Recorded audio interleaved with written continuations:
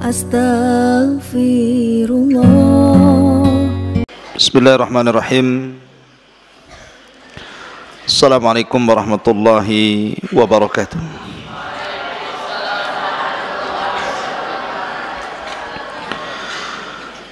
Alhamdulillah wassalatu wassalamu ala Rasulillah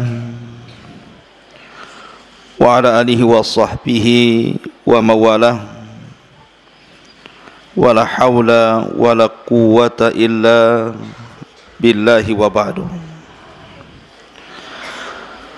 Qala Allah azza wa jal, ya ayyuhalladzina amanu taqullaha haqqa tuqatih wa la tamutunna illa wa antum muslimun, amma ba'du. Ma'asyiral muslimin yang dimuliakan Allah subhanahu wa ta'ala, alhamdulillah di malam hari ini kembali kita duduk di Masjid Pesantren Jabal Uhud, Tiban, Batam. Salawat dan salam tak lupa kita aturkan kepada Rasul kita Nabi besar Muhammad sallallahu alaihi wa ala alihi wasallam.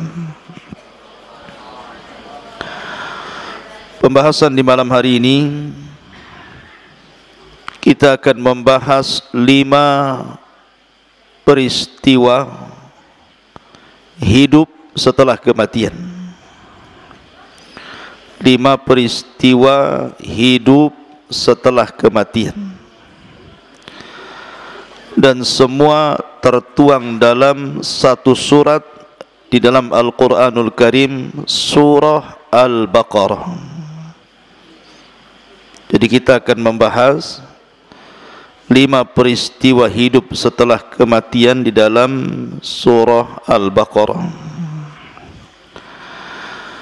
Pertama, surah Al-Baqarah ayat 55 sampai 56. Ayat 55 sampai 56. Allah subhanahu wa ta'ala berfirman, wa idh qultum ya Musa lan nu'mina laka hatta narallaha jahra fa akhadhatkumus sa'iqatu wa antum tanzurun thumma ba'athnakum min ba'di mautikum la'allakum tashkurun. Allah subhanahu wa ta'ala berfirman, dan ingatlah ketika kalian berkata, wahai Musa, kami tidak akan beriman kepadamu sampai kami melihat Allah terang-terangan. Maka datanglah halilintar menyambar kalian, dan engkau melihat halilintar itu. Kemudian halilintar itu membunuh semua orang. Tsumma ba'atsnakum min ba'di mautikum, tetapi setelah itu kami bangkitkan kembali kalian setelah kematian kalian. La'allakum tashkurun, agar kalian bersyukur. Bagaimana kisahnya? 2 ayat dalam surah Al-Baqarah 55 dan 56. Begini ikhwan, coba perhatikan, jangan ribut. Jadi ketika Nabi Musa alaihi salatu wassalam menghukum Bani Israel gara-gara mereka menyembah patung anak sapi yang dibuat oleh Samiri. Jadi ada orang namanya Samiri, munafiknya Bani Israel, membuat patung anak sapi dari emas. Lah Samiri ini memiliki tanah bekas pijakan kaki kuda Jibril. Jadi ketika Samiri melihat Jibril sedang berjalan bersama Nabi Musa saat Fir'aun ditenggelamkan, maka Samiri melihat pijakan kaki kuda itu, kemudian bekas pijakannya, tanahnya diambil.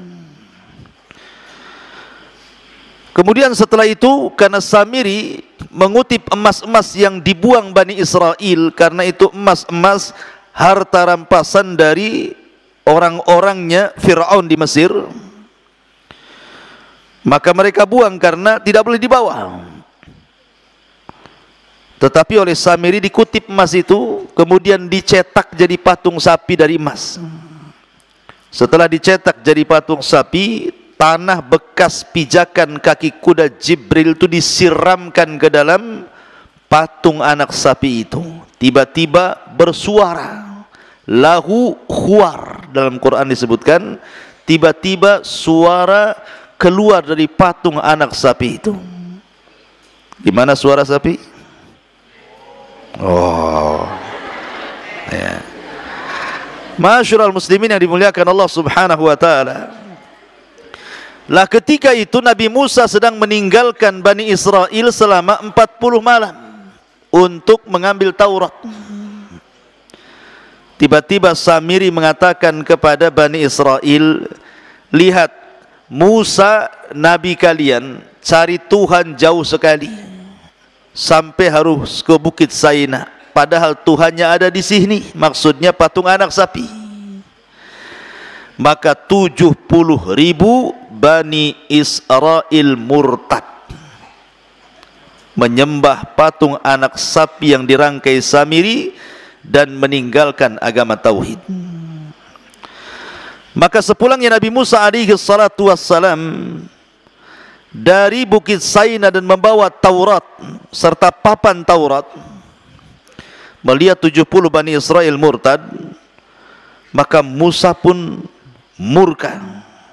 Kemudian memanggil Harun saudaranya, kemudian memanggil Samiri, akhirnya mengusir Samiri, kemudian menghukum Bani Israel berdasarkan Taurat dengan cara sebagai hukumannya dan sebagai tobatnya karena mereka sudah murtad, maka mereka harus saling tusuk-tusukan satu dengan yang lainnya, saling bunuh-bunuhan dengan satu dengan yang lainnya, sama-sama pegang pisau. Begitu cara tobatnya. Tusuk sini, kamu tusuk saya tusuk kamu, ya. Akhirnya 70.000 orang itu semua mati. Awalnya mereka nggak mau, karena tobatnya harus saling bunuh-membunuh. Awalnya mereka nggak mau. Karena mereka nggak mau, maka mereka diancam dengan bukit Tur yang diangkat di atas kepala mereka. Wa rafa'na fawqakumut tur khudhu ma atainakum biquwwah. Maka Allah angkat bukit Tur di atas kepala mereka. Mau tobat atau mau dibanting bukit Tur ini? Tobat mati, tak tobat mati, ya kan? Kalau tak tobat, dihantam bukit Tur mati. Kemudian tobat disuruh tusuk-tusukan, mati juga. Jadi tobat nggak tobat, dua-duanya mati. Tetapi mati di atas tobat, dzalikum khairul lakum inda bari'ikum, itu lebih baik dibandingkan mati kena azab. Akhirnya mereka pun memilih tusuk-tusukan satu dengan yang lainnya. Kemudian semua mati, sebanyak 70.000 Bani Israel mati semua, ya. Maka Nabi Musa alaihi salatu wassalam mulai menggembleng orang-orang yang tidak terlibat dalam pemurtatan Samiri. Kemudian Nabi Musa ingin membawa mereka supaya meyakinkan bahwa dia bisa bicara dengan Allah. Maka diajaklah beberapa orang pilihan menuju Bukit Tur Sina. Ada yang mengatakan 6 orang, ada yang mengatakan 12 orang, wallahu alam. Yang jelas khawasnya Nabi Musa, orang-orang pilihannya Nabi Musa, diajak oleh Musa biar mereka yakin bahwa dia bisa berbicara dengan Allah. Berangkatlah mereka. Di tengah jalan mereka enggak yakin dengan Nabi Musa. Subhanallah, padahal ini orang pilihan nih. Mereka enggak yakin dengan Nabi Musa, bahkan mengancam dan mengatakan, wa id qultum ya Musa lan nu'mina laka hatta narallaha jahra. Mereka mengatakan, ya Musa, kami tidak akan beriman kepadamu sampai kami bisa melihat Allah Tuhanmu dengan kasat mata. Kata-kata lan nu'mina, kami tidak beriman, maksudnya tidak beriman kepada kenabianmu, atau tidak beriman bahwa engkau itu bisa bicara dengan Tuhanmu. Sampai kami bisa melihat Tuhanmu seperti apa, baru saya yakin. Itulah Bani Israel. Su'ul adab, buruk akhlaknya kepada nabinya. Maka ketika mereka kemudian ngomong seperti itu saja, tiba-tiba karena ucapannya lancang, ikhwan, itu ucapan lancang sekali kepada nabinya, mengatakan kami tidak beriman kepadamu wahai Musa, sementara mereka sudah banyak diselamatkan oleh Allah lewat Nabi Musa, diberikan nikmat oleh Allah lewat Nabi Musa. Ujung-ujungnya kurang ajar dan mengatakan kami tidak beriman kepadamu wahai Musa sampai engkau tampakkan Tuhanmu seperti apa. Karena mereka sudah lancang, apa yang terjadi? Fa'akhadatkumus sa'iqatu wa antum tangdurun. Datang halilintar menyambar orang-orang ini. Langsung seketika semua mati tersambar halilintar. Mati semuanya. Ya. Tetapi setelah itu Nabi Musa berdoa kembali kepada Allah agar dihidupkan kembali. Maka Allah katakan, "Tsumma ba'atsnakum mim ba'di mautikum la'allakum tashkurun." Kemudian kami bangkitkan kembali kalian setelah kematian kalian agar kalian bersyukur. Maka di sini terjadi qudratullah, kuasa Allah, orang mati bisa hidup lagi. Ini kisah yang pertama. Kisah yang kedua terdapat dalam surah Al-Baqarah ayat 67 sampai 73. Ada kisah yang disebut Baqaratu Bani Israel. Kisah Baqarah Bani Israel, sapi betina Bani Israel. Bagaimana kisahnya? Allah Subhanahu wa taala berfirman, wa id qala Musa liqaumihi innallaha ya'murukum an tadhbahu baqarah qalu atattakhiduna huzwa qala a'udzu billahi an akuna minal jahilin.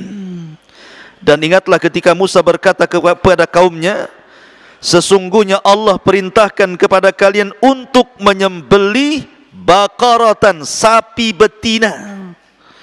Qalu, mereka mengatakan, atattakhiduna huzwa, kau hendak main-main dengan kami wahai Musa?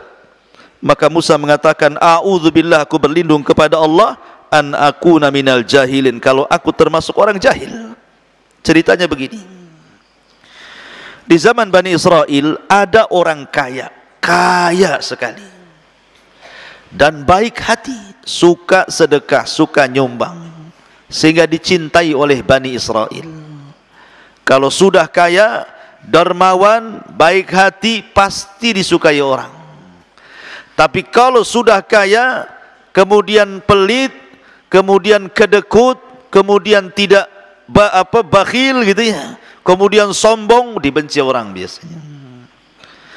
Lebih-lebih sudah miskin, kedekut lagi.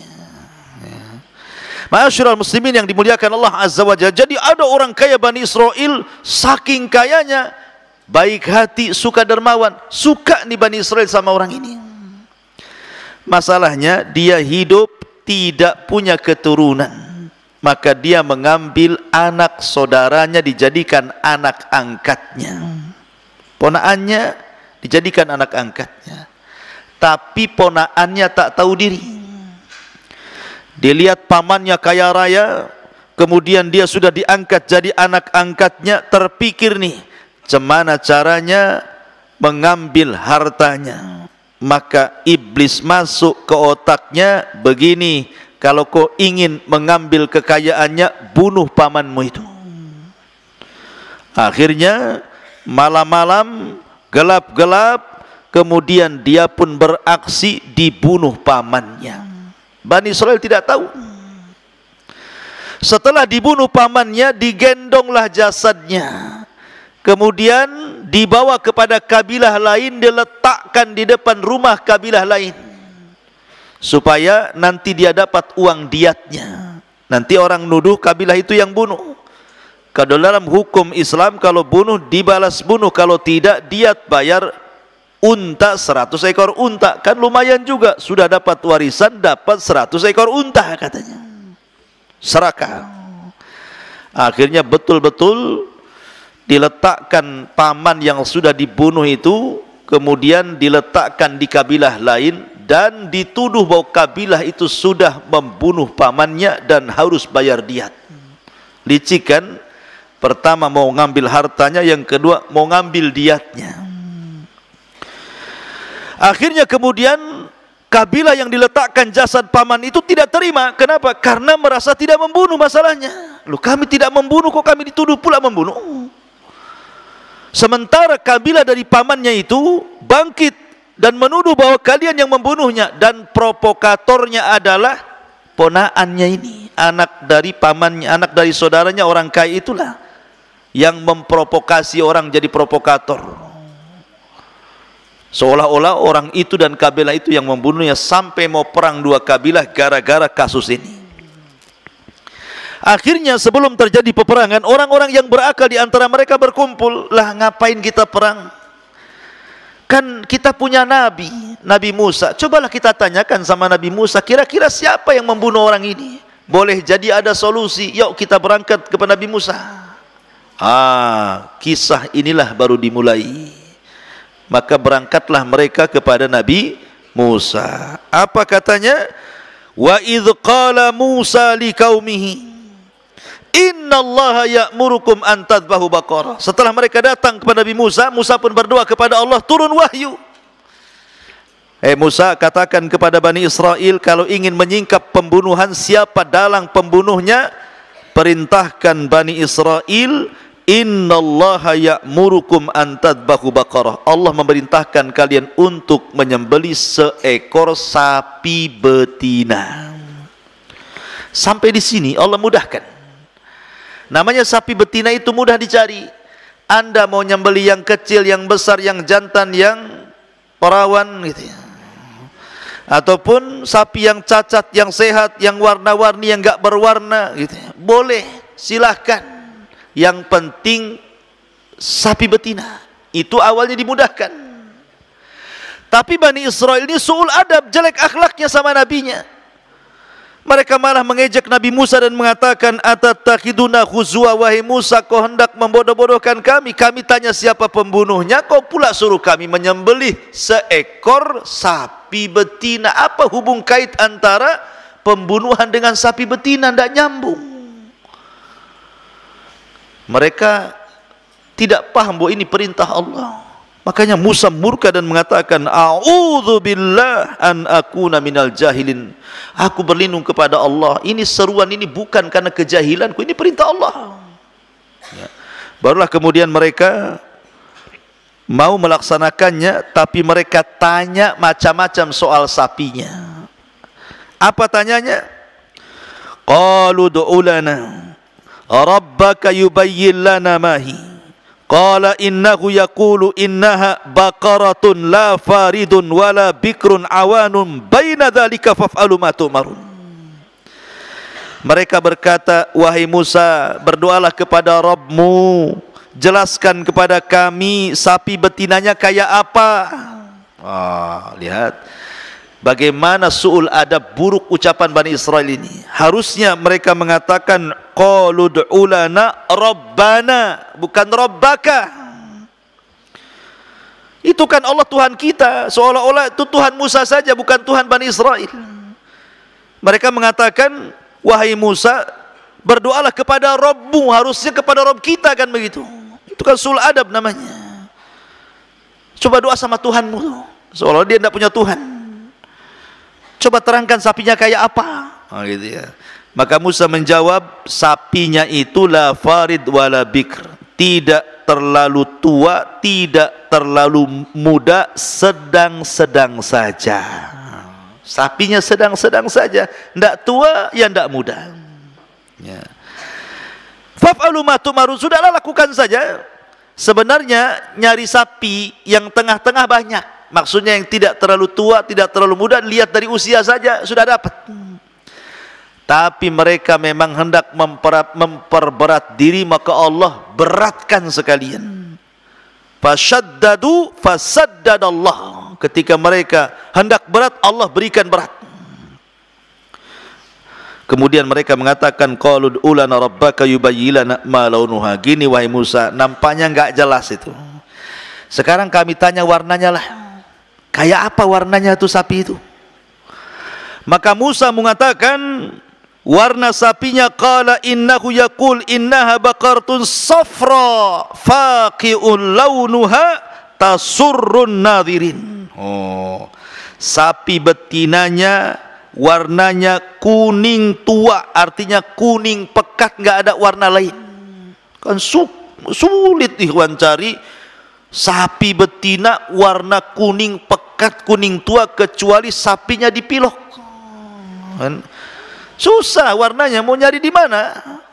Ya, warna sapi kayak gini nih. Cukup tidak, faqi'ul launuha tasurrun nadhirin.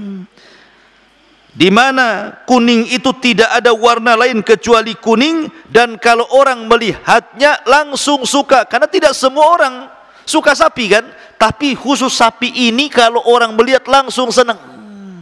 Wah, makin sulit lagi. Dasar degil Bani Israel masih dibilang nggak jelas. Gimana nggak jelas? Usianya yang tidak terlalu muda dibilang nggak jelas. Tanya warna, sudah jelas, cari yang kuning pekat, tidak ada warna lain, dibilang nggak jelas. Tanya lagi, qalu ulana rabbaka yubayyin lana mahi innal baqarata syabaha alaina wa inna insyaallah la muhtadun. Maka mereka mengatakan, wahai Musa, tolonglah berdoa lagi, jelaskan sejelas-jelasnya. Sapi yang mau kami sembelih itu nampaknya masih samar tuh. Kan? Bani Israel nih degilnya kayak gitu, masih samar nih, nggak jelas juga nih katanya. Pada sudah jelas dibilang nggak jelas. Ya. Tolonglah jelaskan yang sejelas-jelasnya biar kami dapat petunjuk.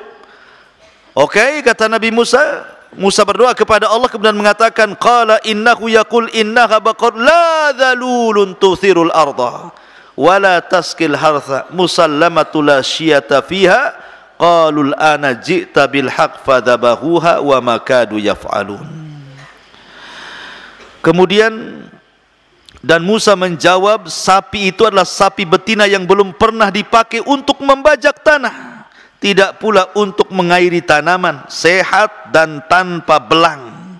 Mereka berkata, sekarang baru jelas sapinya. Masalahnya ada enggak sapinya? Dibilang udah jelas, sapinya ada enggak? Itu. Rupanya satu Bani Israel yang punya sapi kayak itu cuma satu. Anak yatim.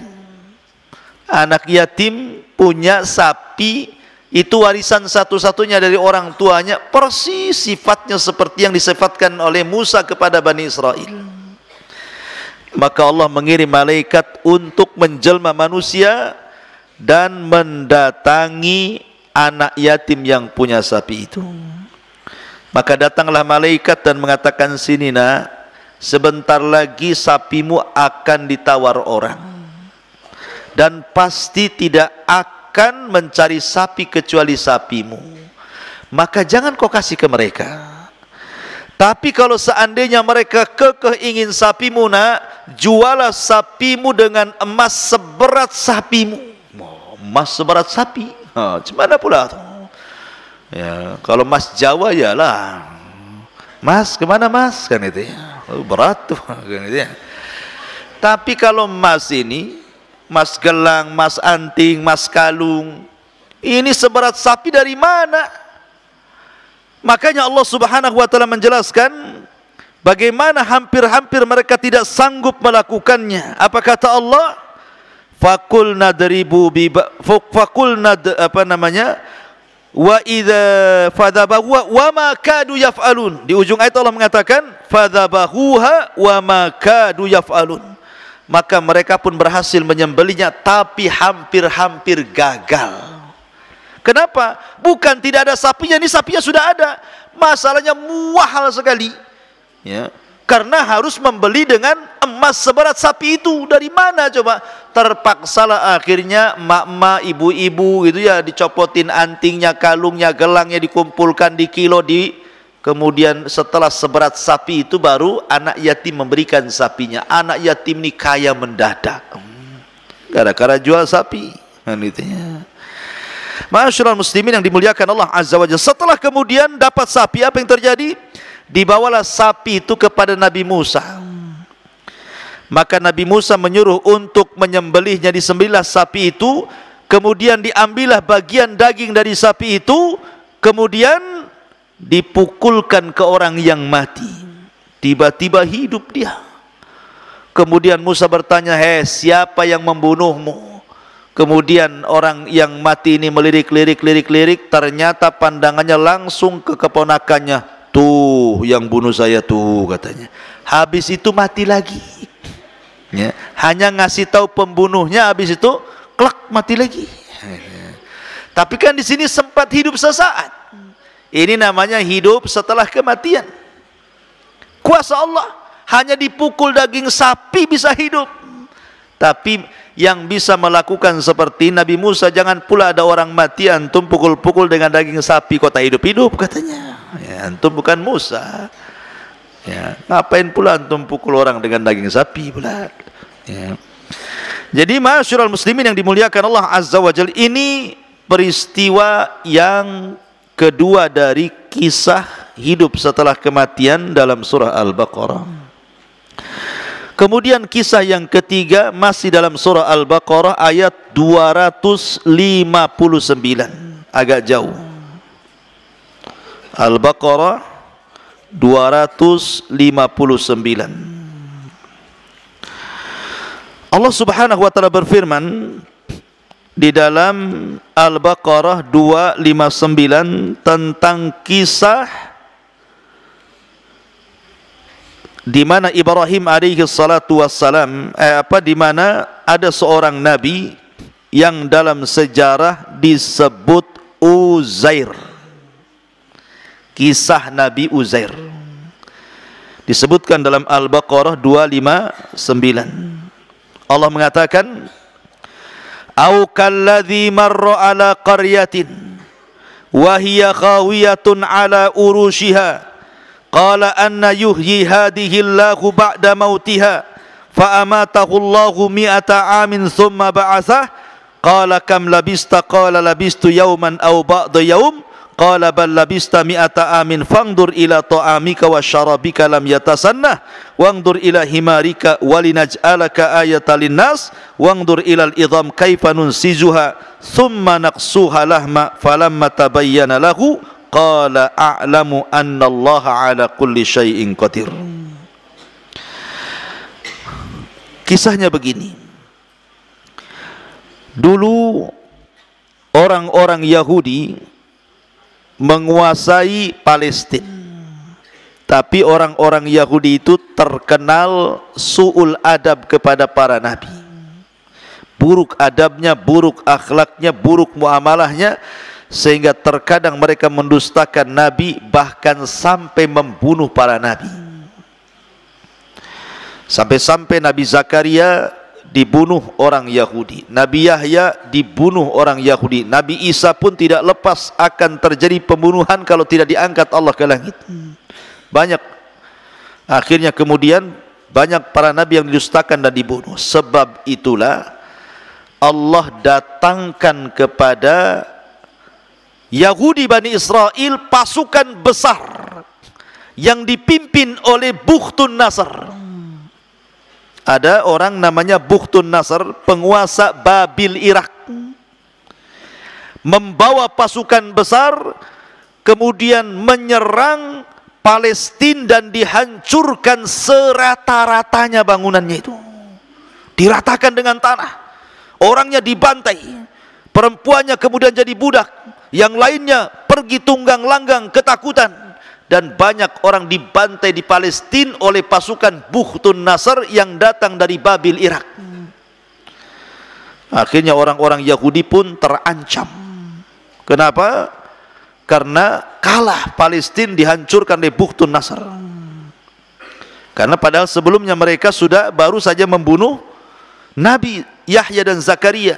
Tiba-tiba mereka diserang oleh kerajaan Babil dipimpin Bukhtun Nasr, kotanya hancur sehancur-hancurnya, perempuannya diperbudak, laki-lakinya dibantai, akhirnya yang lainnya lari tunggang langgang gak karu-karuan. Akhirnya kota itu hancur lebur. Kemudian Bukhtun Nasr pulang ke Irak membawa harta rampasan perang dan tawanan-tawanan perang.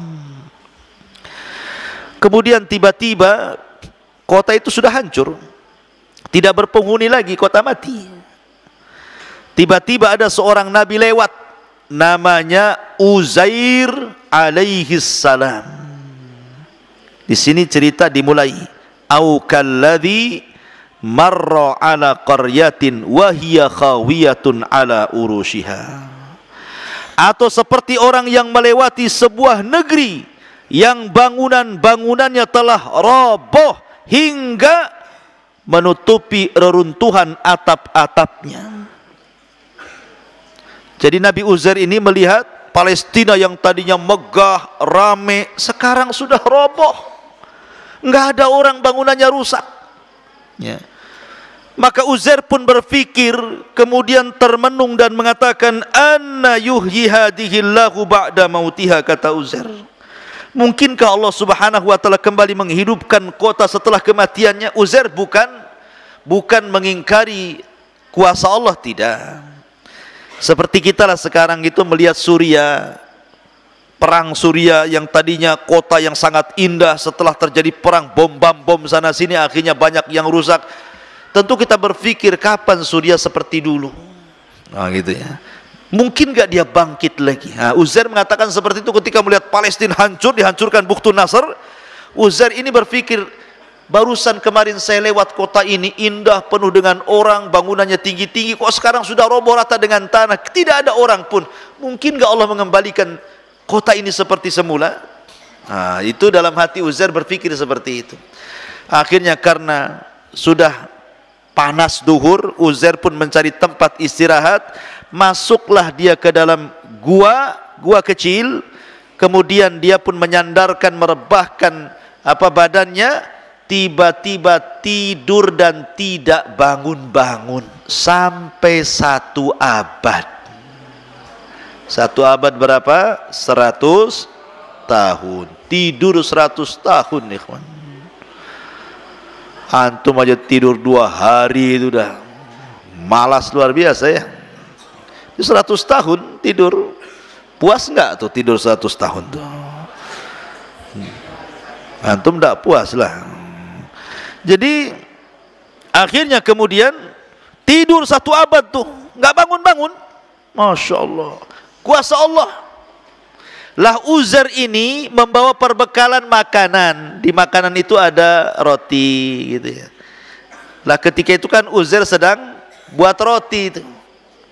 Jadi sedang ngadon roti dengan dikasih asir, dikasih jus gitu ya, dicampur biar lembut rotinya. Ditaruh di panci gitu. Kemudian keledainya diikat di samping gua, kemudian sambil nunggu makanan itu dia tidur. Rupanya ndak terasa 1 abad dia baru bangun. Apa yang terjadi dengan makanannya dan apa pula yang terjadi dengan keledainya? Disinilah kuasa Allahnya. Maka Allah Subhanahu wa taala kemudian bangunkan Uzair setelah fa'amatahullahu mi'ata amin. Setelah Allah buat Uzair itu diwafatkan, maksudnya ditidurkan selama 100 tahun 1 abad. Tsumma ba'atsah, tiba-tiba Allah bangunkan. Diutusnya malaikat suruh bangunkan, bangunkan Uzair tuh udah lama, udah 100 tahun tuh dia tidur tuh. Akhirnya pun dibangunkan sama malaikat. Ditanya sama malaikat, kam labista, berapa lama kau sudah tinggal di sini Uzair? Kata Uzair, labistu yauman au ba'da yaum. Dia kaget, oh boleh jadi saya baru tidur 1 hari atau mungkin setengah hari katanya. Karena dia tidurnya ketika ditidurkan duhur, ketika dibangunkan asar, disangkanya tidur dari duhur ke asar, padahal sudah 1 abad dia tidur. Ya. Akhirnya kemudian dijelaskanlah sama malaikat ini. Malaikat ini mengatakan, ya Uzair, bal labista mi'ata amin. Engkau sudah 100 tahun loh, bukan 1 hari setengah hari, 100 tahun kau tidur tuh. Fangdur ila ta'amika wa syarabika lam yatasanna. Lihat makanan yang dulu kau buat, kau adon dengan asir, dengan khubaz itu, roti dan jus itu, tidak berubah. 100 tahun tidak berubah. Mukjizat. Antum saja kalau buat susu, taruh di gelas, kemudian dibiarkan di lemari, bulan depan baru diminum, kalau dipastikan mencret, pasti mencret.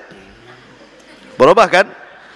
Buat susu hari ini, bulan depan diminumnya, apa enggak mencret? Berubah. Ya.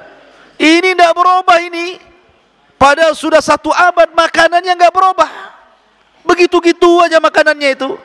Yang masalahnya bukan makanannya, keledainya enggak ada. Makanannya tidak berubah, keledainya tidak ada. Yang dilihat banyak tulang berserak-serak di situ. Jadi dia heran, ini makanannya ada, tapi keledai saya tak ada. Jadi kan disangkanya tidur sebentar masalahnya. Lain kalau makanannya sekalian enggak ada. Ini makanannya enggak berubah, lam yatasanna. Tidak berubah sama sekali. Tapi kok keledainya enggak ada, tapi kok banyak tulang di bawah ini. Akhirnya kemudian Allah Subhanahu wa taala berfirman, fangdur ila ta'amika wa syarabika lam yatasanna. Lihat makananmu, minuman enggak berubah kan? Tapi wangdur ila himarik, lihat sekarang keledaimu. Walinaj'alaka ayatan linnas, kami akan jadikan keledai itu tanda kuasa Allah bagi manusia.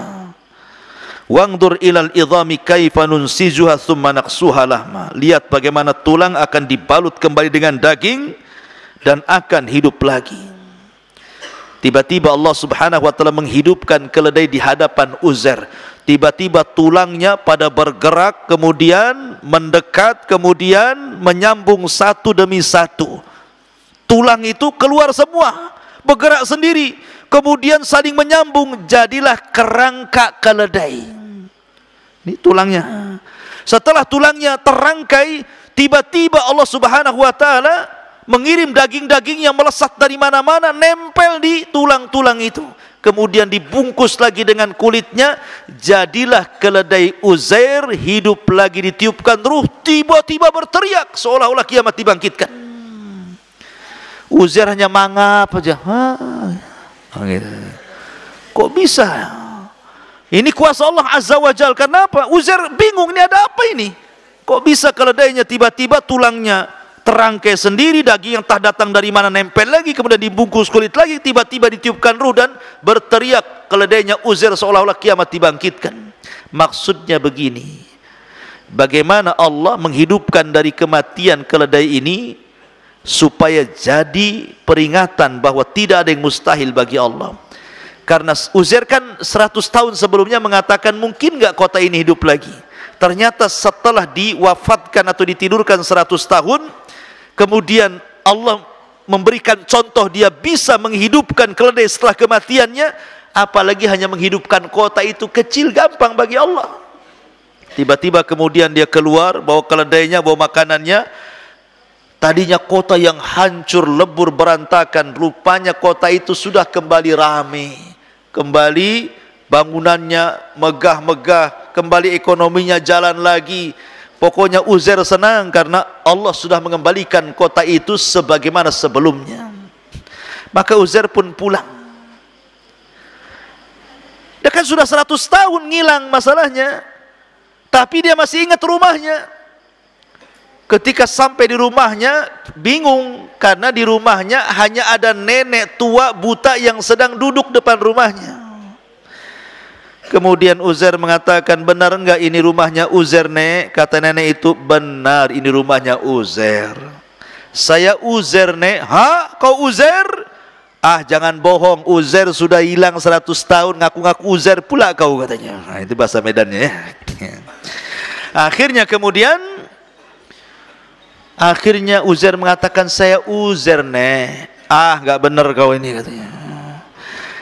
Kalau kau Uzair, kata nenek itu, Uzair itu seorang nabi, doanya mustajab, dia bisa berdoa. Kalau memang kau Uzair, doakan aku supaya sembuh mataku. Maka Uzair pun kemudian ngangkat kedua tangannya berdoa kepada Allah, kemudian diusaplah mata nenek itu. Tiba-tiba dia melihat rupanya nenek itu adalah budaknya Uzair, pembantunya Uzair. Dulu lebih muda, sekarang lebih tua, karena Uzair tidak berubah. Walaupun sudah 100 tahun lewat, tetap segitu saja mukanya. Sementara pembantunya yang lebih muda sekarang lebih tua, jadi nenek-nenek, sementara dia masih bujangan, masih muda gitu ya. Akhirnya pas kemudian nenek itu melihat Uzair, ternyata majikannya betul Uzair. Hanta Uzair, kau Uzair, katanya kan. Barulah dia teriak-teriak, Uzair masih hidup, Uzair masih hidup. Akhirnya kemudian ketemulah dengan salah satu putra Uzair. Uzair putranya nggak percaya, putranya udah tua juga, bapaknya masih muda gitu ya.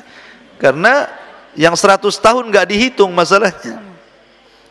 Kalau kau adalah bapakku, katanya, bapakku itu pernah menyembunyikan Taurat sebelum Bukhtun Nasr menghancurkan Palestina. Sekarang di mana Taurat itu? Akhirnya kemudian Uzair pun mencari-cari Taurat. Rupanya setelah ditunjukkan tempat Taurat disembunyikan, Taurat itu sudah hancur kena puing-puing, apalagi sudah 100 tahun. Akhirnya Allah subhanahu wa ta'ala anugerahkan kepada Uzair ingatan mampu menghafal Taurat yang tidak dimiliki kepada Nabi Musa, sehingga dia bacakan Taurat lewat hafalannya. Sejak itulah orang Yahudi menganggap Uzair itu anak Tuhan. Wa qalatil Yahud Uzair ibnullah wa qalatin Nasara al-Masih ibnullah. Orang Yahudi mengatakan Uzair itu anak Allah. Ini peristiwa yang ketiga. Kemudian peristiwa yang keempat, Allah subhanahu wa ta'ala juga menceritakan hal yang sama tentang kisah Nabi Ibrahim ayat setelahnya. Langsung setelah kisah Uzair, langsung ayat 260-nya diceritakan. Wa idh qala Ibrahimu rabbi arini kaifa tuhyil mauta qala awalam tu'min qala bala walakin liyatma'inna qalbi qala faqud arba'atan minat tayri fasurhunna ilaika thumma ij'al ala kulli jabali minhunna juz'a thumma ud'uhunna ya'tinaka sa'ya wa'lam annallaha azizun hakim. Dan ingatlah ketika Ibrahim berkata, ya Tuhanku, perlihatkanlah kepadaku bagaimana engkau menghidupkan orang mati. Allah berfirman, belum percayakah engkau wahai Ibrahim? Maka Ibrahim menjawab, aku percaya Rabb, tetapi agar hatiku tenang. Maka Allah berfirman, kalau begitu ambillah 4 ekor burung. Ada yang mengatakan 4 ekor burung itu 1 ayam, 1 entok, 1 burung, 1 apa ya tafsirannya gitu. Yang jelas dia jenis burung. Kemudian cincanglah 4 burung itu. Kemudian letakkan di masing-masing bukit 1 bagian, kemudian panggillah mereka, niscaya mereka akan datang kepadamu dengan segera. Ketahuilah Allah Maha Perkasa dan Maha Bijaksana. Jadi Nabi Ibrahim, dan dia Khalilur Rahman, meminta kepada Allah Azza wa Jal agar menerangkan bagaimana Allah subhanahu wa ta'ala menghidupkan setelah kematian di hari kebangkitan. Maka Allah mengatakan, ya Ibrahim, kau tidak percaya aku akan membangkitkan manusia di hari kebangkitan? Kata Ibrahim, tidak, aku yakin, cuma aku biar tenang saja ya Rabb. Kalau begitu begini, kau tangkap 4 burung itu, kau cincang, letakkan kepalanya di Jabal Uhud 1, ya, badannya di mana? Di Himalaya sana 1, ya, buntutnya di mana? Di mana? Di Bandung sana, di Padang 1, Sumatera mana lagi? Di Alor sana, di Flores sana. Cari mana Himalaya sana. Jadi seandainya ini Kita contohkan, letakkan gunung sana, letakkan gunung sana, letakkan gunung sana, kepalanya sana, kakinya sini, badannya di sini. Akhirnya Ibrahim melakukannya. Kemudian setelah itu Allah kata, panggil sekarang.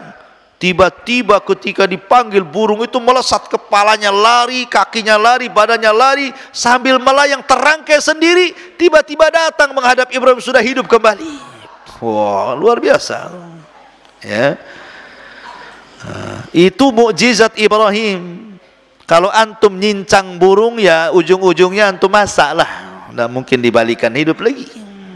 Ya, karena manusia tidak bisa menghidupkan yang seperti itu. Ini kisah yang keberapa? Yang keempat, masih dalam surah Al-Baqarah. Kemudian kisah yang kelima, yang terakhir adalah kisah apa namanya? Kisah apa? Masih surah Al-Baqarah. Oh, kisah Nabi Hazkiel. Al-Baqarah 243. Ini yang terakhir ya. 243. Kisah Nabi Hazkiel 243. Allah Subhanahu wa taala berfirman 243, alam tara ilal ladzina kharaju min diyarihim wa hum ulufun hadaral maut faqala lahumullahu mutu thumma ahyahum innallaha ladzu fadlin 'alan nas walakinna aktsaran nasi la yashkurun. Tidakkah engkau lihat kepada orang-orang yang mereka keluar dari negeri mereka dan jumlah mereka uluf ribuan karena menghindari kematian. Maka Allah berfirman kepada mereka, matilah kalian. Kemudian mereka mati. Kemudian Allah katakan, hiduplah kalian.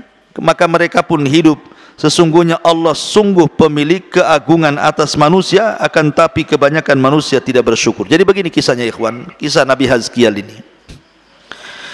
Jadi di Bani Israel itu pernah terjadi semacam corona. Dulu kan awal-awal corona di mana di Wuhan, Cina kan. Beritanya kan heboh tuh, ya, sampai mayat bergelimpang-gelimpangan tuh, nggak karu-karuan di jalan-jalan, sampai daerah negeri mana itu sampai nggak terurus jenazahnya, meninggal geletak di jalan di mana-mana gitu ya. Macam itulah di zaman Bani Israel terjadi wabah yang disebut dengan wabah taun. Jadi datang taun membunuh ribuan jiwa Bani Israel, lah yang selamat keluar. Yang selamat keluar karena takut tertular taun. Akhirnya yang selamat tidak terkena taun itu mereka karena takut tertular, mereka keluar dari negerinya. Akhirnya mereka cari tempat yang selamat. Ketika sampai di tempat yang jauh dari tempat asal mereka terkena wabah, tiba-tiba baru sampai di tempat itu, rupanya malaikat maut sudah nunggu mereka. Tujuannya menghindar taun supaya jangan terkena penyakit taun agar tidak mati. Mereka keluar dari negerinya, sampai di tempat yang dikira selamat, tiba-tiba malaikat maut pula ada di situ. Lah, ini gimana ceritanya? Menghindar kematian, jatuh ke kematian namanya. Maka ketika mereka sampai melihat malaikat maut, maka Allah perintahkan malaikat maut cabut mereka semuanya nyawanya itu. Akhirnya ribuan orang yang mengungsi mati semua. Kata para ulama, al-qadaru la yamna al-hadaru la yamna'ul qadaru. Al-hadaru la yamna'ul qadar. Bahwa menghindar dari takdir tidak mencegah adanya takdir. Menghindar dari kematian pasti akan dihadapkan dengan kematian lain. Tidak kematian dengan corona, mungkin dengan yang lain. Tidak mesti mati karena corona, yang lain juga penyebab kematian banyak. Tidak mesti dengan taun, rupanya ada memang takdirnya mati. Ketika sampai mereka karena ingin menghindari taun itu, malah mereka dicabut nyawanya di situ oleh Allah. Oh, jasadnya bergelimpangan di mana-mana. Ketika itu Nabi Hazkiel lewat di situ. Kok banyak jasad di mana-mana? Ya. Rupanya jasad-jasad Bani Israel yang menghindar dari taun itu. Maka Allah berfirman kepada Nabi Hazkiel, wahai Hazkiel, maukah kuhidupkan mereka semuanya? Maka Hazkiel mengatakan, ya Rabb, hidupkanlah mereka, kasihan, biar mereka mendapatkan hidayah dari pelajaran seperti ini. Maka Allah perintahkan kepada Hazkiel, serulah mereka. Maka akhirnya Hazkiel pun menyuruh mereka, dan Allah kembalikan, hidupkan mereka. Akhirnya mereka pun kemudian tobat dan sadar, kemudian mengikuti Nabi Hazkiel, walaupun belakangan kemudian mereka kufur lagi. Lihat bagaimana Allah menghidupkan manusia setelah kematian. Taib, ini diantara 5 peristiwa hidup setelah kematian dalam surah Al-Baqarah. Kita masuk pada sesi soal jawab.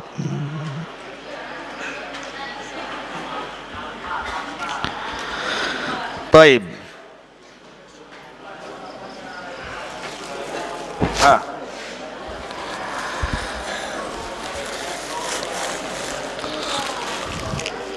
Pertanyaan yang pertama, Ikhwan SMP dulu, SMA dulu.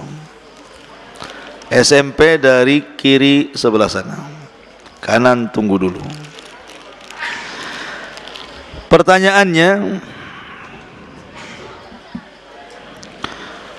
siapakah Nabi yang tidur 100 tahun? Jangan ribut. Yang dekat dulu aja antum. Cepat. Nabi Ahsan. SMP sebelah sini dulu. Kita ambil dulu Nabi Uzair. Nabi Uzair ketika ditidurkan 100 tahun, ya, yang berubah makanannya apa keledainya? Yang gemuk tuh. Fadal. Keledainya. Ahsana. Fadal.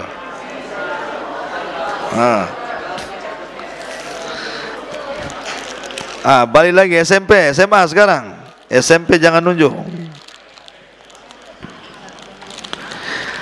Pertanyaannya, ngapain antum?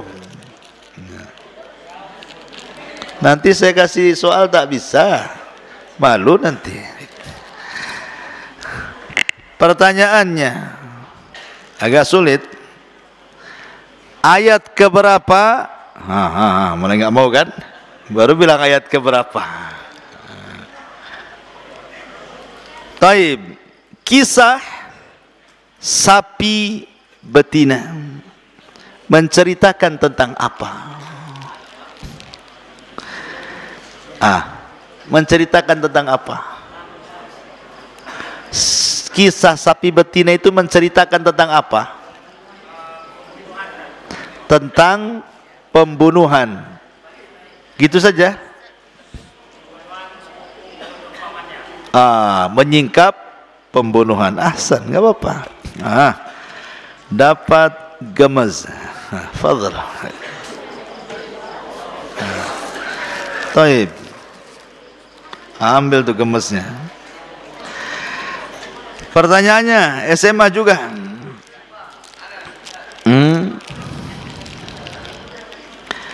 Sebutkan 3 kisah hidup dari kematian. Kisah apa saja? Secara singkat. Hidup setelah kematian yang baru saya jelaskan. 3 kisah hidup setelah kematian dalam surah Al-Baqarah. SMA, SMP. Antum. Lama antum. Betul. Hazkiel, Uzair, Nabi Ibrahim. Ahsan. Sisa 2, kisah apa lagi? Antum? Nggak apa-apa. Sudah itu. Udah. Tadi apa tadi? Hazkiel, Ibrahim, sama Uzair. Kaumnya Bani Israel disambar petir satunya. Sapi. Ahsan, sapi betina. Fadhal. Ambil. Taib, sekarang akhwat dulu. Tenang antum, gantian. Ya, masih banyak tuh. Akhwat, dengerin.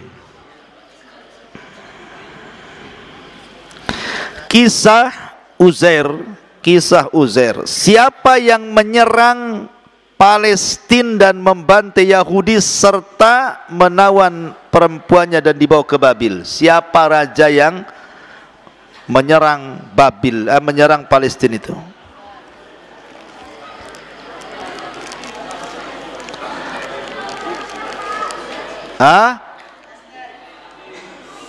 Diam ikhwan. Diam. Antum tidak bisa diam.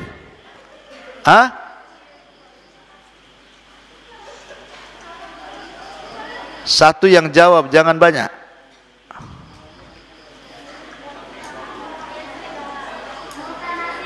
Bukhtun Nasr, taib, ahsan. Bukhtun Nasir, nggak apa-apa, Bukhtun Nasr, ya, ahsan. Dia raja negeri apa? Siapa yang tahu? Raja negeri apa Bukhtun Nasr?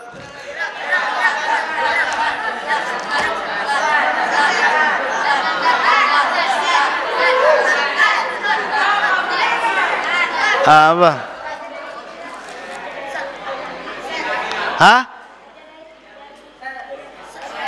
Dari Iran. Bukan. Dari Irak. Iya, apa namanya kerajaannya? Babil, ahsan.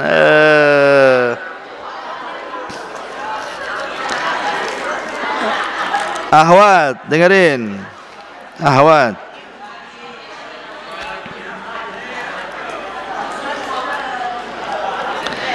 Kisah Nabi Uzair, ahwat, perhatikan, diam. Kisah Nabi Uzair. Kenapa Uzair dituhankan sama Yahudi? Kenapa orang Yahudi mengatakan Uzair itu anak Tuhan? Kenapa? Kok bisa? Diam, ahwat.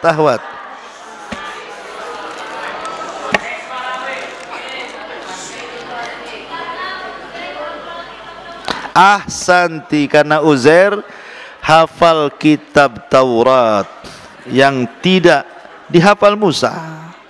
Taib. Satu lagi baru berpindah ke ikhwan. Perhatikan pertanyaannya. Masih menghidupkan dari kematian, kisah dari kematian Bani Israel. Kenapa Bani Israel disambar petir sampai mati? Apa alasannya Allah menyambar halilintar kepada mereka ketika mereka bersama Nabi Musa menuju Bukit Saina? Kenapa alasannya? Allah mengirim halilintar kemudian membunuh mereka. Akhwat, fadal.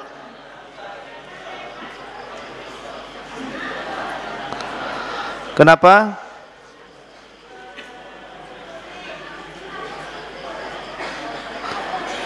Halo?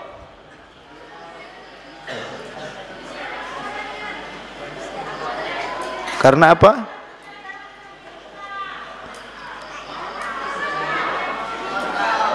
Diam ikhwan. Antum nih buat rame aja. Ulangi. Karena mereka tidak beradab. Itu bukan alasan.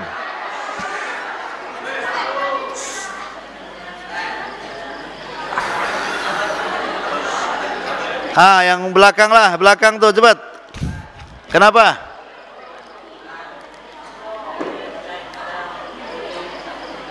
Mereka tidak minta melihat Allah, ahsan. Enak, fadal.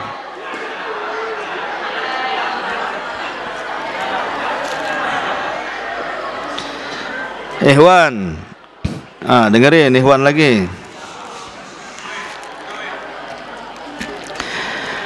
Sebutkan 3 sifat sapi betina yang mau disembelih Bani Israel.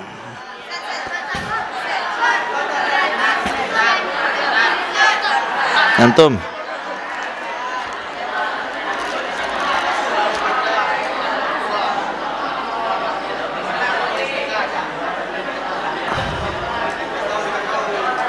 Apa antum? Lama kali apa?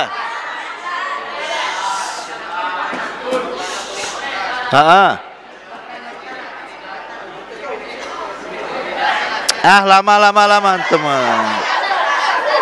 Antum, sebut. Iya.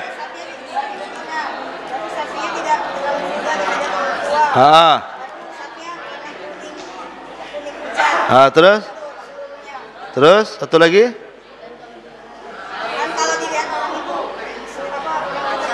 Tertarik. Terus satu lagi.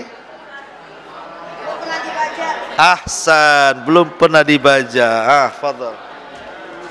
Gitu kalau jawab, bisik aja jelas. Dengerin dulu. Taib. Pertanyaan selanjutnya, ikhwan. Siapa yang hafal kisah Baqarah Bani Israel? 1 ayat kan? 2 ayat, 3 ayat sampai selesailah. Innallaha ya'murukum an tadbahu baqarah. Siapa yang hafal ayatnya?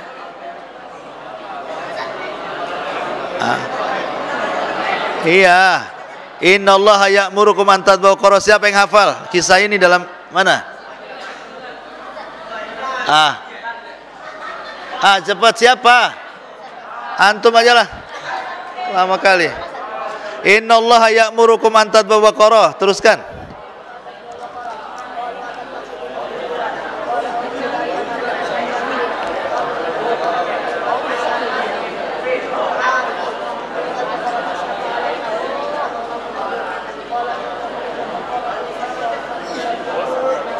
Ayo.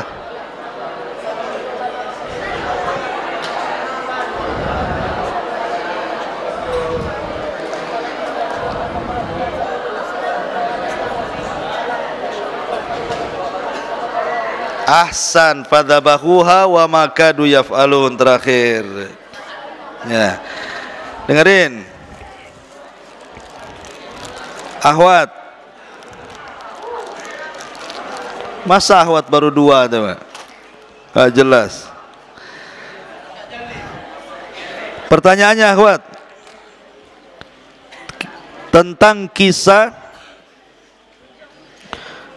orang-orang yang menghindar taun kemudian mati dicabut nyawanya malaikat maut di tempat lain. Ada seorang nabi lewat itu. Siapa nama nabi itu?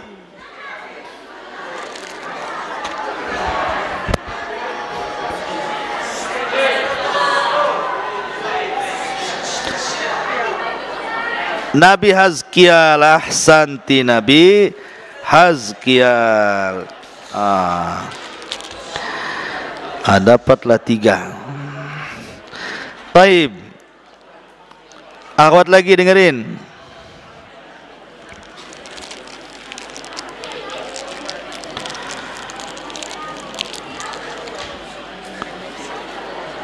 Ketika kisah Nabi Ibrahim alaihi salatu wassalam, dia ingin meyakinkan bahwa dia ingin supaya Allah membuktikan dia sanggup membangkitkan manusia dari kematiannya. Maka Allah kemudian mencontohkan kepada Ibrahim. Contoh apa itu?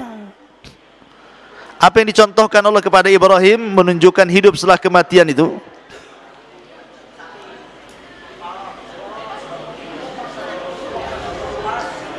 Ahwat,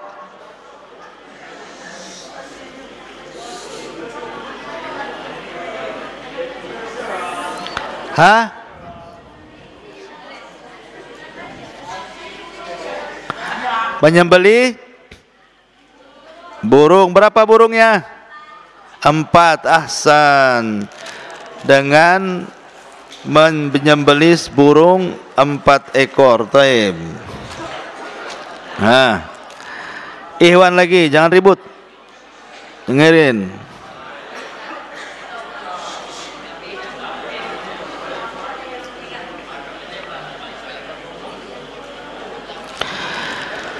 Kisah tentang Baqarah, sapi betina Bani Israel juga.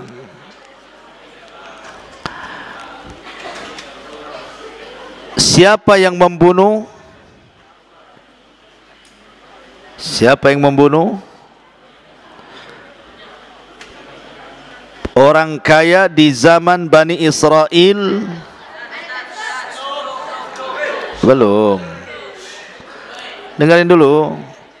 Orang kaya di zaman Bani Israel sampai akhirnya disyariatkan untuk menyembelih sapi betina. Siapa yang membunuh?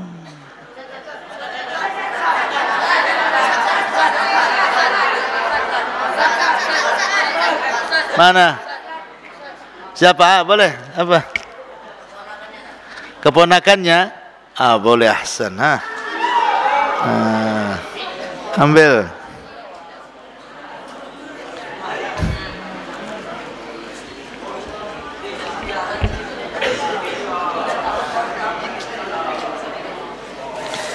Pertanyaan di luar tema. Pertanyaan di luar tema.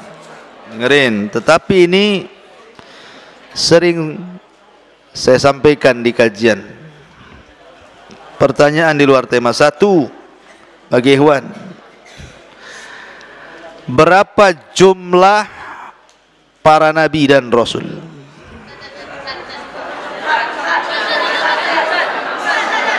Belakang. Hah? 1200? Siapa itu?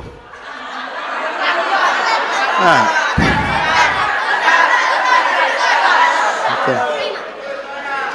Lain. Antum. Apa?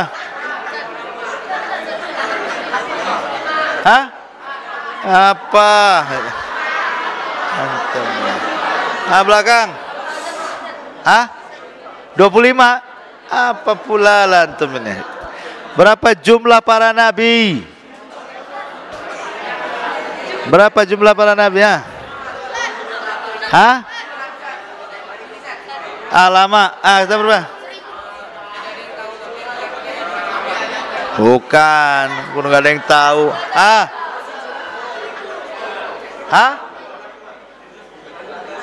Apa antum?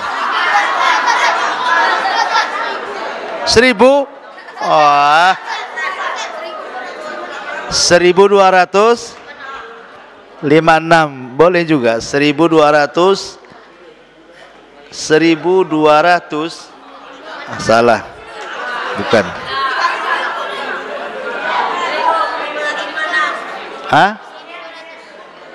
1200? Ada. Nggak ada yang tahu antum itu. Hari-hari dibahas kok nggak tahu. Jumlah nabi itu 120.000.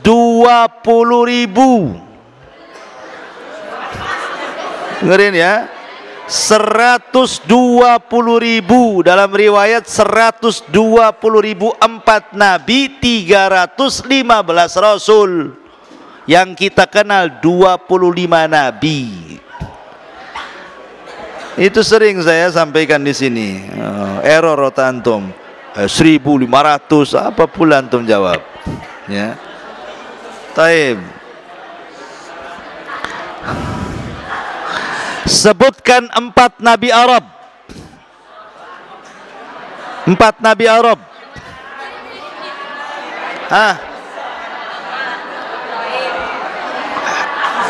Apa pula? Diam. Nabi Hud, Nabi Soleh, Nabi Muhammad baru 3 itu satunya.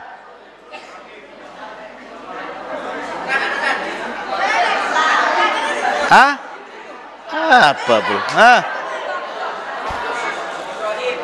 Ada salah duluan. Ah.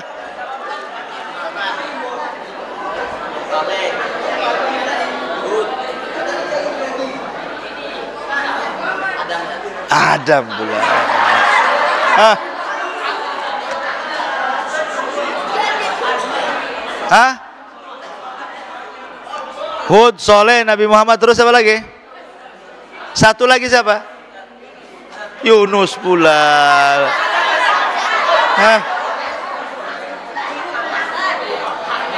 Hah?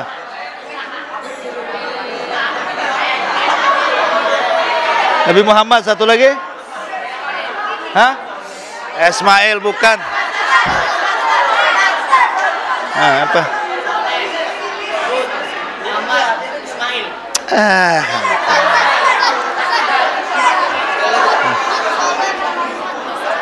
Hah? Lain. Ayo. Oke, Nabi Hud, Nabi Soleh, Muhammad. Satu lagi siapa?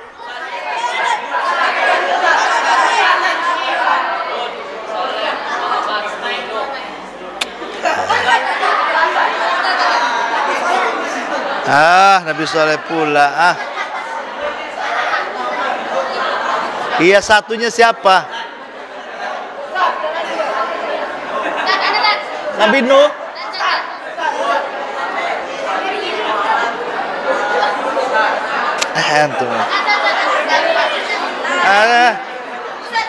Apa? Zakaria, apa lagi? Apa?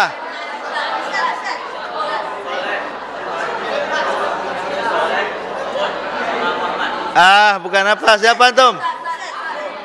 Hah? Nabi Nuh pula, kacau. Ujung. Dapat.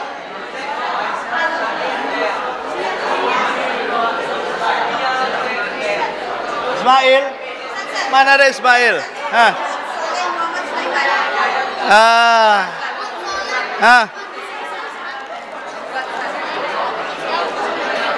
Aduh, nggak ada yang tahu, kawan. Sebanyak ini, awas kameranya kesentuh. Duduk.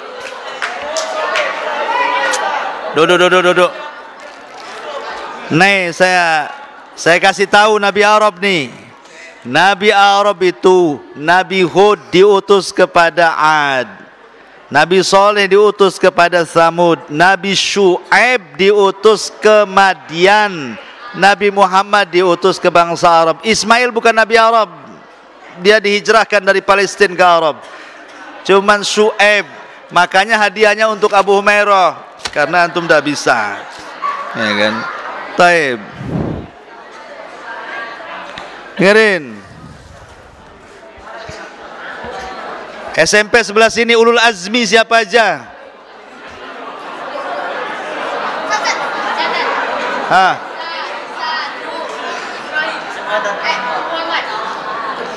Satu.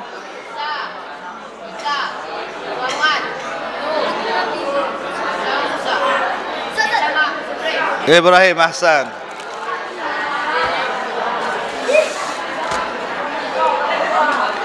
Siapa Nabi yang disebut Kalimur Rahman?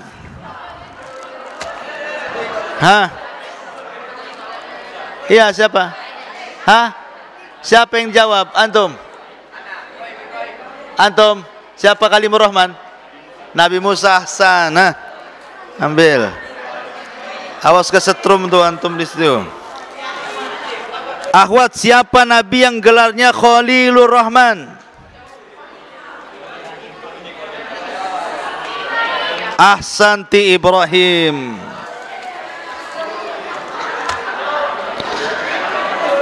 Siapa Nabi yang disebut dengan Imamus Sabirin? Dikenal dengan kesabarannya siapa? Imam Mahdi. Nabi Yakub? Bukan.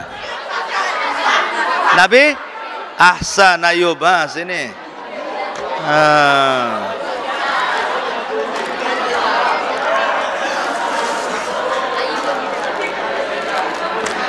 Siapa Nabi kedua setelah Adam? Apa lo? Ah, bukan. Bukan. Apa siapa? Bukan. Apa? Hah? Idris? Bukan. Hah? Nabi? Hah? Sip? Bukan. No. Turun. Apa? Tuh, Nabi Syith. Syith gitu ya. Benar, Nabi Syith. Allah, itu kameranya. Turun. Kesentuh pula. La haula wala quwwata. Perhatikan.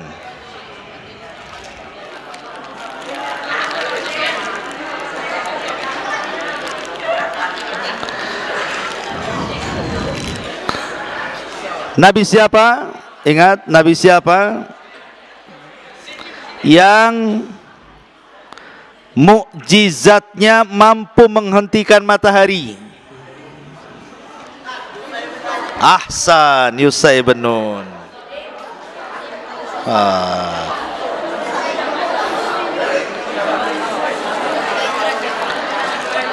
Nabi siapa yang menemani Musa berjumpa dengan Khidir? Yusa. Ahsan. Diam. Antum ini.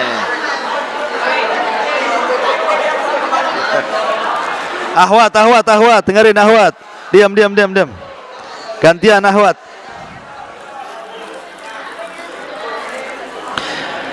Ahwat, pertanyaan. Dapat voucher belanja 8.000 berlaku hingga 5 Desember 2021. Voucher. Tapi belanjanya di koperasi pondok, jangan di Pakci. Ini yang nggak berlaku. Ini di koperasi pondok. Jangan bawa voucher ini ke Indomaret, nggak laku. Taib, dengerin. Ahwat, siapa wanita terbaik dunia?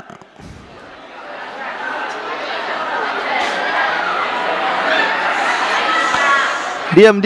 Ini akhwat yang ditanya, kok laki-laki yang sibuk.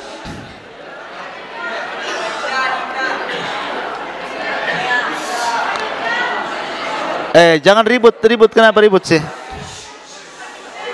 Khadijah 1, Fatimah 2, Asia 3, Ahsanti Maryam bintu Imran. Ahsanti. Taib, pertanyaan lagi. Anda dapat voucher belanja RP 8.000 berlaku hingga 5 Desember 2021. Dengerin.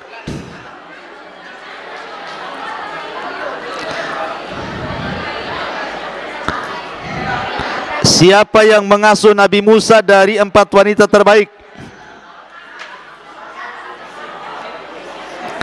Siapa yang mengasuh Nabi Musa dari 4 wanita terbaik? Asia bintu Ahsanti, Asia bintu Muzahim. Taib, dengerin dulu khusus akhwat, voucher lagi 1. Pertanyaannya, dengerin. Sebutkan 4 istri Nabi, 4 saja. Sebutkan namanya.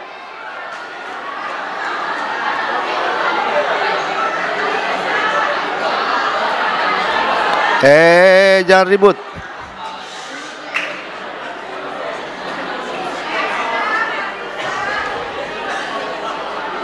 Khadijah. Iya, satu lagi. Aywa, dapatlah voucher. Baik. Sebutkan 4 putri Nabi.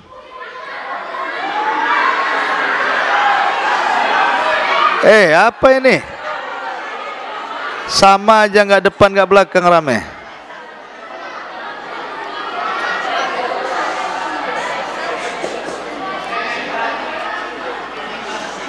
Ruqayyah, Ummu Kulsum. Ruqayyah, Ummu Kulsum, siapa lagi?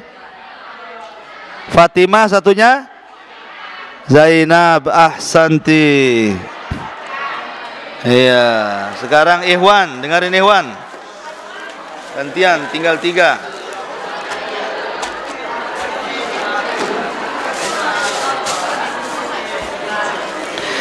Pertanyaannya Ikhwan, dengerin. Berapa tahun Nabi Nuh berdakwah? Berapa tahun Nabi Nuh berdakwah? Berapa tuh? 90 tahun. 950 tahun. Ahsana. Ambil. Mana tadi? Itu. Taib. Ikhwan.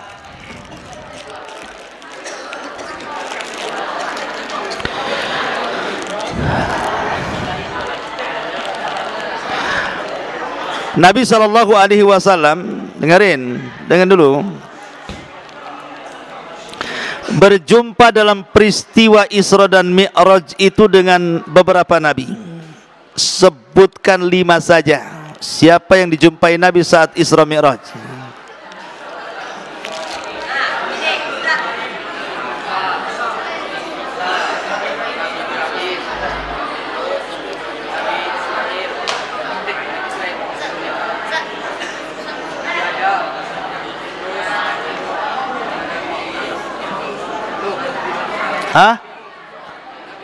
No?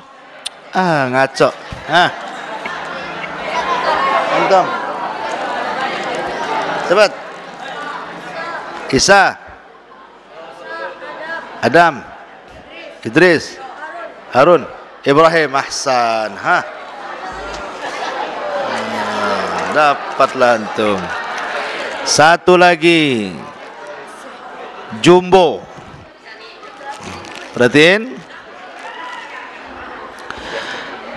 Siapakah wanita di zaman Fir'aun yang digoreng gara-gara beriman?